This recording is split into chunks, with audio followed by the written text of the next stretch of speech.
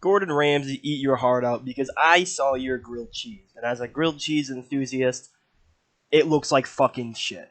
Now, let me not even get into the debate on what a grilled cheese is, but I would not call what he made a grilled cheese.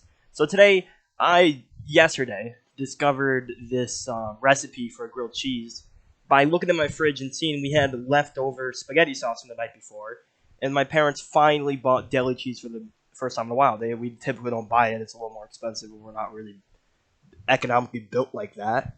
So I decided to get to crafting. So I'm going to tell you how I made debatably one of the best grilled cheeses of all time. Definitely one of my favorite meals I've ever eaten. Like, it was so good I ate it again today, and my mouth bud is still exploding with that flavor. So I'm going to take you step by step on how to make that grilled cheese. So first, you're going to start off. You're going to need your ingredients. If you're asking me what type of bread you should get, which is this is important. Like, I've studied this. I'm a grilled cheese aficionado. You want to go for more thicker breads.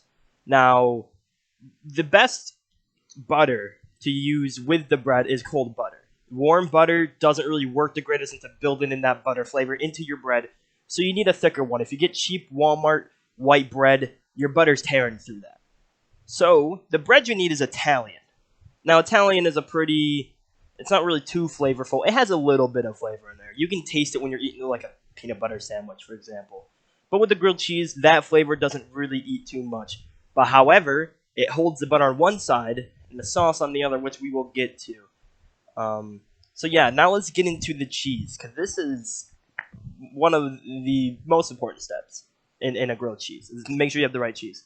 Now, of course, you want a cheese that can get melty. Something like American cheese isn't getting that. Something like non-deli cheese isn't really going to provide that. So I recommend going to your, I want to say like local deli, but any place that does a deli. Like Walmart's mostly have delis. Hannaford's, I think, normally has delis, though that might be like state. I don't know too many other states that have Hannaford's. But any place that you can get deli cheese, even if that means going to an actual deli, grab one of those. Grab some deli cheese. Now, in case you're wondering what cheese, I used white American cheese, which I wouldn't say is the best cheese you can use for this thing. I feel like something like provolone would be a lot better. Basically, you want to get white cheeses. You don't really want to push towards really actual cheddar, which is, more of an orange cheese. You want to get it white. And you want it to not be too sharp. Like, you don't want to get like sharp white cheddar, because you don't want the cheese to overpower the rest of the flavors. You want it to be a little on the milder size, but also still be a white cheese. I think provolone would be perfect. I just used white American, which was still very good. And now for the butter. We'll get into the sauce last. For the butter, I can't believe it's not butter. Now, this isn't a butter I particularly enjoy too much. It's a little on the salty side for me.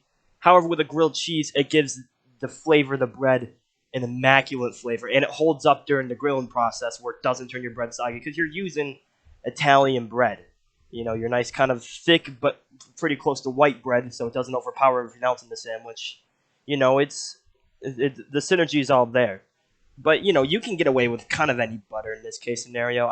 With my grilled cheese, I like a little bit of salt there, especially if you're dipping it in tomato sauce, which I don't do. But I have nothing against that. So, yeah, really any butter could work. Margarine probably wouldn't be too great. I don't use margarine. Because to me, as a kid, that was always like buttered, covered in wax. I didn't really care for it. So, yeah, now let's get into your sauce. You're going to want thinner sauce, more watered down sauce, but not to the point where it's watered down. You're going to want something like a marinara. It's something where you can really taste all the other different aspects, where you're not tasting tomato, you're tasting the seasoning in there. I can't recommend any sauces. I don't even know what brand we get. I'm going to be honest. I'm not a sauce aficionado, but I feel like Prego could probably be fine. I know Prego's a pretty prominent brand. So yeah, that's kind of all your ingredients going on. And now I'm going to teach you how I cook my grilled cheese. Basically, I put the pan on, I put it on to medium-high heat. So let that sit while I'm making my first sandwich, which means getting the sauce ready, which just means opening it.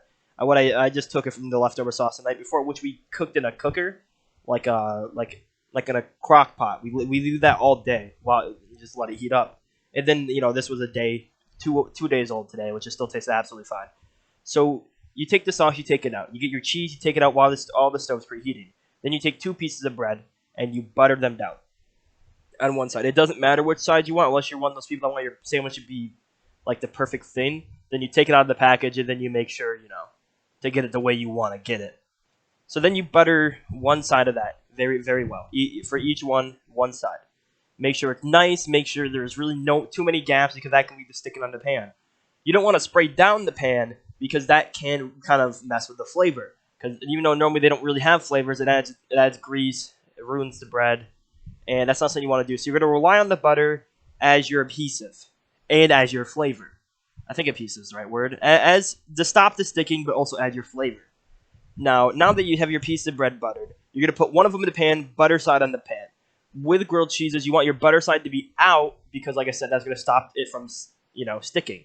That's a common mistake I've seen my sister make, where she put the butter on the inside of the grilled cheese, which I cannot say is too preferable. So you put one piece in the pan, spread the sauce with a spoon. You kind of want like a spoon that you use for teas, but they're not actual teaspoons. You want about 1 spoon of those, 2 if the Italian bread is a bigger piece. Which Italian breads are typically bigger pieces, but you can make do with 1. If you want a little extra sauce, you put 2. Then you add the cheese directly onto the sauce, and then add the other piece of bread, and the butter should be facing the roof. Unless you're cooking outside, then I guess it should be facing upwards. So that way, when it's ready to flip, you flip it. Now, here's how you know when a piece of grilled cheese is ready to flip. Before that, if you're perhaps making a second sandwich, grilled cheeses aren't too filling. Make sure you're doing that while you're cooking the first one and not prepping it all at once because the butter can make the sandwich a little soggier. So you want to be making that on the fly. It's also a great way to keep your hands busy. And once you learn the timing, by the time you finish your first sandwich, your second one should be pretty damn done. So yeah, now we have the grilled cheese. It's in the pan. The way to know if your grilled cheese is done is if the bottom piece of the bread, while getting ready to flip it, isn't resisting. If it resists, it is not good. That applies to everything in life. Resistance is not a good thing. Do not force things that shouldn't be forced. However, with grilled cheese, you don't want to force it. If you try to flip it too fast, you could end up crushing the bread, and especially with white bread. White bread. You can easily ruin white bread. But you flip it when you can easily get your spatula underneath there with very little resistance. By then, the crust should be to a brown consistency, and in the middle, where you spread your butter, will have a very nice golden brown, probably even a little looking towards burnt, which is actually way better for the sandwich. It tastes so much better. And then you flip it. And then you repeat that process, and damn, you got your grilled cheese done. And then, of course, you're going to want to cut that grilled cheese when you get it. For 1, to cool down. For 2, because it tastes better, statistically proven. I have proven this. I'm a grilled cheese scientist.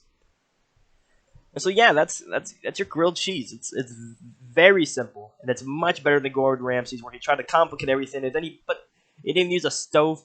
He cooked it in a fucking open fire. He used like 2 bricks of cheese too. No, you be light with the cheese.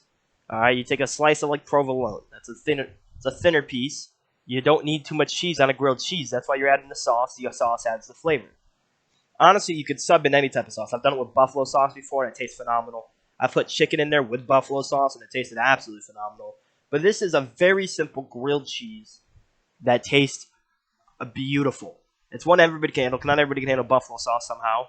I've just built up a tolerance in quarantine. I've been putting buffalo sauce on almost anything that makes sense. So, yeah, I've really built up tolerance. Buffalo sauce does not do anything to me. Yeah, this is a much better grilled cheese than that British twat, that Gordan Ramsey. I don't care that he can cook. He can cook a filet mignon. He can cook a risotto. I don't care that he can do that. He can't cook a damn grilled cheese, and I can. So hopefully this is helpful to someone. I'm going to upload this the same day to stop the breakage of tier lists so I don't put 3 in a row. We'll save the Fortnite one till tomorrow.